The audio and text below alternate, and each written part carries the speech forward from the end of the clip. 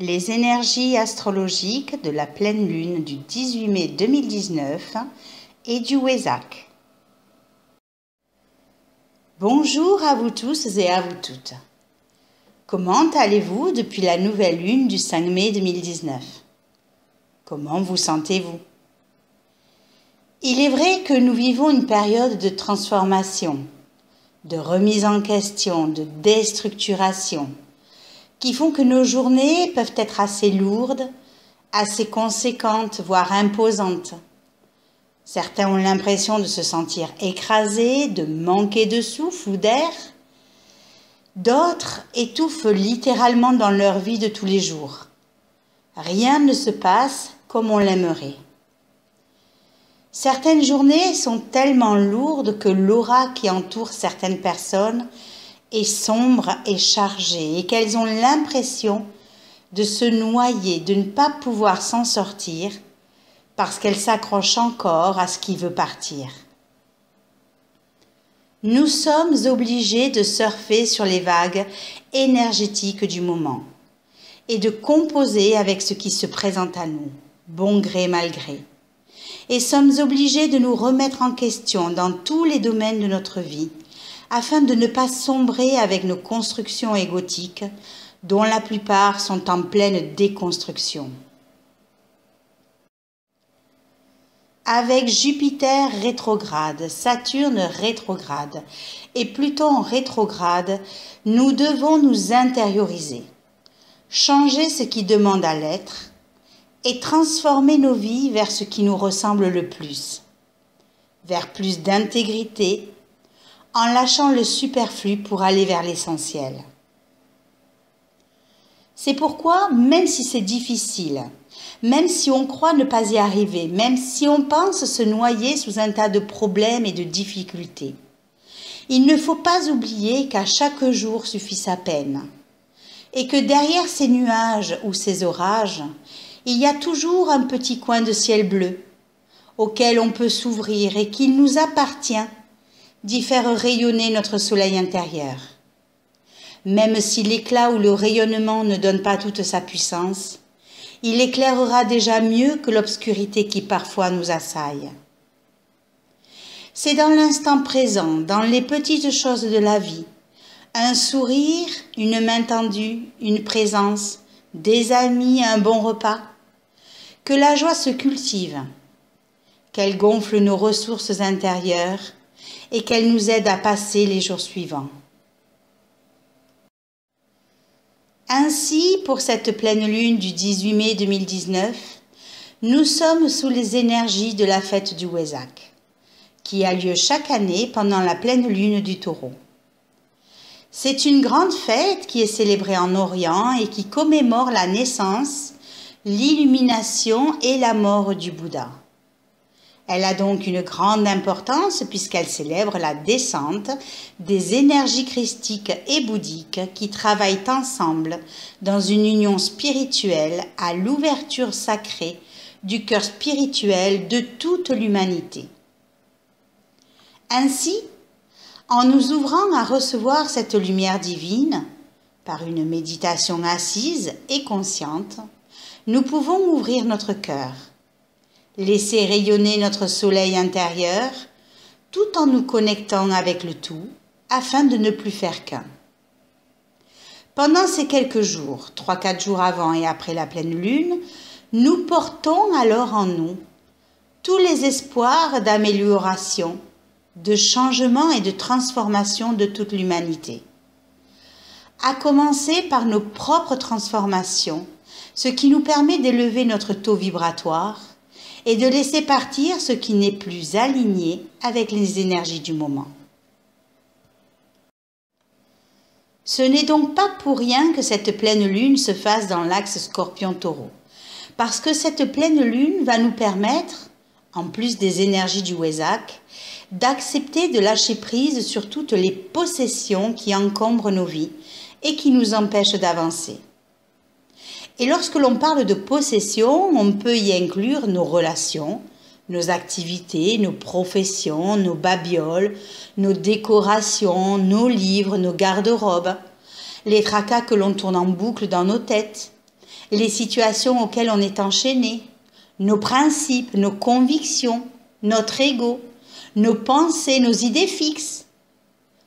Tout ce à quoi on est attaché et qui nous demande tellement d'énergie à les maintenir à flot qu'il n'en reste presque plus pour notre propre vitalité.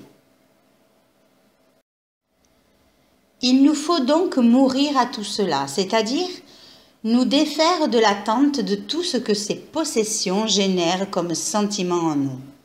Sentiments de joie, de peur, de colère, de tristesse, afin de ne plus se sentir manipulé par elles, mais libre de les maintenir ou pas encore dans nos vies. Mourir à soi-même, c'est laisser les êtres, les choses, les situations ou les événements qui encombrent nos vies se terminer, quelle que soit l'issue, afin de renaître complètement nouveau.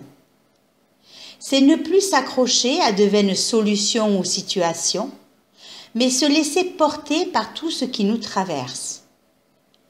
Mourir à soi-même, c'est laisser la vie guider nos pas, prendre conscience de son immensité et de notre divinité. Cet axe étant en analogie avec les maisons 8 et maison 2, il y est donc question de dépouillement. C'est l'axe karmique par excellence qui suggère qu'en taureau, on accumule et on abuse avec avidité des biens matériels, des relations, des attachements affectifs, pour apprendre à se libérer et à se dépouiller par la perte et la mort de toute chose en Scorpion. Nous sommes donc la somme de tout ce que nous ramenons de nos vies antérieures avec nos bonnes actions et les moins bonnes. Nous sommes la totalité de nos pensées, de nos convictions. En nous existe le commencement, la création du monde et bien plus encore. Pas étonnant qu'il nous faille nous débarrasser de ce qui pèse à notre âme et à notre conscience et qui ne sert plus nos desseins. Pas étonnant qu'il nous faille littéralement transformer des pans de notre être en proie à des agissements antérieurs qui font qu'aujourd'hui, on se comporte encore comme on le faisait jadis dans d'autres vies. Pouvoir, avidité, mensonge, escroquerie, sexualité débridée, arnaque, argent détourné, etc. Nous avons une occasion de faire amende honorable et de transformer tout cela par la sublimation de tous nos attachements. Et cette pleine lune du Wesak nous invite vraiment à lâcher le superflu, à nous débarrasser de l'inutile, à nous ouvrir aux énergies célestes du Wesak qui sont là pour transformer ce qu'il y a de plus sombre et de plus avide en nous. D'autant plus qu'avec une conjonction Soleil-Mercure dans le signe des Taureaux, il se peut que nous ayons des principes, des convictions, des idées bien arrêtées, qu'une part de nous soit lente à comprendre les enjeux d'une réelle transformation. Pourquoi faire d'ailleurs? Ténacité et entêtement font partie du lot. Ce n'est pas franchement un idéal d'ouverture que l'on pourrait espérer, bien au contraire. Entre raison et intuition, il va falloir trouver l'équilibre et le ton juste avec une dissonance Lune-Soleil-Mercure. Pour y parvenir, nous pourrons sonder nos profondeurs avec une harmonie Lune-Pluton. Ressentir intuitivement ce dépouillement intérieur. Nul autre que vous-même ne savez pourquoi vous vous êtes tant attaché aux choses ou aux êtres. Nul d'autre que vous connaissez vos peurs, vos manques et les diverses insécurités intérieures qui vous ont fait croire, à un moment donné, que de vous attacher à quelque chose ou à quelqu'un, comme à une béquille ou à un tuteur extérieur, pourrait vous aider à avancer. Cet appui extérieur était là pour vous montrer que vous pouviez trouver la même chose à l'intérieur de vous. Trouvez cet appui, cette canne dans votre propre sécurité intérieure, en incarnant votre propre alignement. Vous êtes votre propre béquille. N'ayez pas peur de lâcher tout ce qui est extérieur et qui vous enchaîne à des situations de dépendance. Vous n'en mourrez pas, même si votre ego vous dit le contraire. Mais pour cela, vous devez travailler sur vos peurs, les comprendre, les conscientiser, les accueillir et les accepter comme faisant partie de vous, de votre histoire, afin de mieux vous en libérer. Ainsi, avec l'entrée de Mars dans le signe des Cancers, du 16 mai jusqu'au 1er juillet 2019, l'énergétique, dynamique et foudroyant Mars se retrouve complètement mouillé par l'eau du Cancer, ce qui va rendre son action beaucoup plus intériorisée. Il sera donc plus facile d'utiliser toute sa sensibilité pour couper avec Mars tout ce qui nous met en insécurité dans le Cancer, comme le manque de confiance, le manque de protection ou la peur de l'abandon, tout en essayant de ne pas céder à l'impatience, ni de se laisser embarquer dans des situations difficilement contrôlables avec la dissonance Mars-Jupiter. D'autant plus que la conjonction Vénus-Uranus en aspect harmonique à Mars et en tension à Neptune a de quoi faire parler d'elle un petit moment. En effet, amour, désir et imprévu s'associent afin de nous faire prendre conscience de nos schémas amoureux. Rencontre inattendue, coup de foudre, relation extra-conjugale. Sous un air de relation karmique, il se pourrait que les tensions qui nous tiraillent soient l'épreuve de trop qui nous permettent de nous remettre en question et de nous affranchir de ces attaches passées. Ainsi, avec la pleine lune du Wesak, si nous nous ouvrons en conscience à recevoir ces bénédictions énergétiques, nous serons soutenus par une volonté, une force et une énergie constructive qui nous donnera les moyens d'action de transformer notre vision de l'amour, des plaisirs, des désirs, ainsi que de nos attachements affectifs, surtout ceux qui nous baignent encore d'illusions ou ceux que l'on idéalise plus que de raison, avec le triangle mineur, Saturne-Pluton, Soleil-Mercure et Neptune. C'est nous permettre de profiter de cette période pour accentuer notre puissance créatrice, en transformant ce qui semble nécessaire, afin de choisir le meilleur moyen d'améliorer nos vies, avec une harmonie Pluton-Jupiter.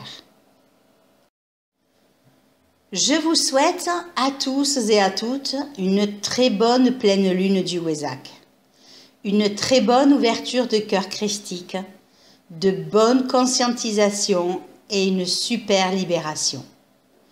Et puis si vous avez des questions sur ce que vous vivez, n'hésitez pas à aller sur Astrologie 65 pour une étude personnalisée ou à me contacter par mail à ressourcea@gmail.com.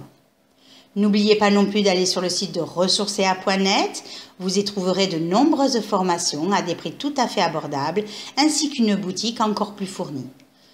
Tout pour concourir à votre développement, à vos prises de conscience et à vos transformations intérieures. Je vous invite également à liker ma vidéo si vous avez aimé ainsi qu'à la partager autour de vous. Vous pouvez aussi vous abonner à la chaîne YouTube pour être prévenu dès qu'une vidéo sera en ligne.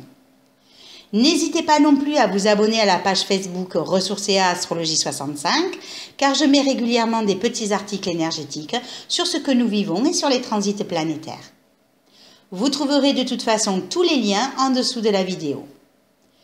Merci pour votre intérêt pour mes capsules astrologiques et à bientôt.